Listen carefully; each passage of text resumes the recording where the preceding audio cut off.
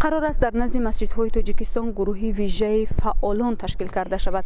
طوری گفته می شود کار اساسی این گروه از آن عبارت است که آنها نظارت میبرند هر گونه رویه ها و مذهب های بیگانه در داخل مسجدهای تاجیکستان تبلیغ کردن نشود و همچنین آنها از شامل شدن جوانان به گروه های تندرو نیز پیشگیری میکنند.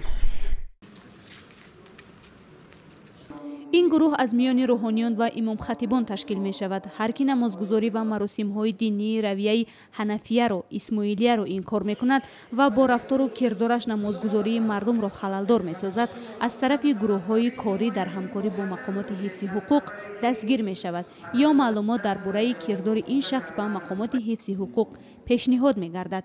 با یک خاطر است، به خاطر آنکه فعالیت یا خوب همکاری خوبی میان مقام وکالتدار دولتی عاید به دین و شورای هیئت مؤسسان اتحادیه دینی خوبتر تامین گردد و همکاری های بیشتر میان این دو نهاد موجود باشد.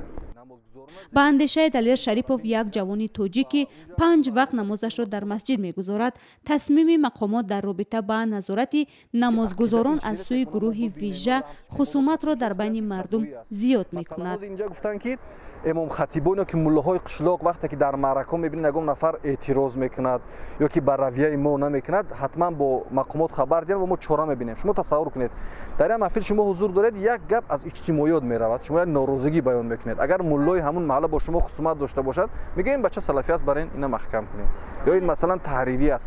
یعنی این خیلی ما گفتم میتوانیم هم که گاه میشود که شاید یه انسان قربانی ناعدالتی های مذهبی نه که تهمت میشه براش. در مسجدهای تاجیکستان دوربین ها برای نظارت نمازگزاری نصب شدند. با این دلیل دینشناسان میگویند دوباره تشکیل کردن گروه ویژه کاملا غیر منطقی است. تأسیس چون گروه ویژه یگان مسئله نیک را حل کردن نمیتواند. این چون که در تاجیکستان زیاده از 4000 مسجد است فعالیت میکند. در یک روز اگر 5 مرتبه در هر مسجد نماز بخوانند 20,000 مرتبه، در یک ماه 600,000 مرتبه نماز خوانده می شود. در 600,000 مرتبه نماز اگر در هر مسجد اگر 10 نفری یا 20 نفری اشتراک کند، حساب نمازخوانان الکی می شود به چند 6-7 میلیون نفر در یک ماه می شود. این غیر امکان است و هیچ قابل قبول نیست.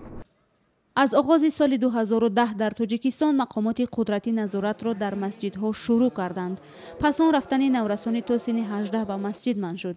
هر جمعه کارمندان مقامات قدرتی را در مسجد جمعه خانی دیدن ممکن است که برای نظارت شیوه نمازگزاری سفربر شدند.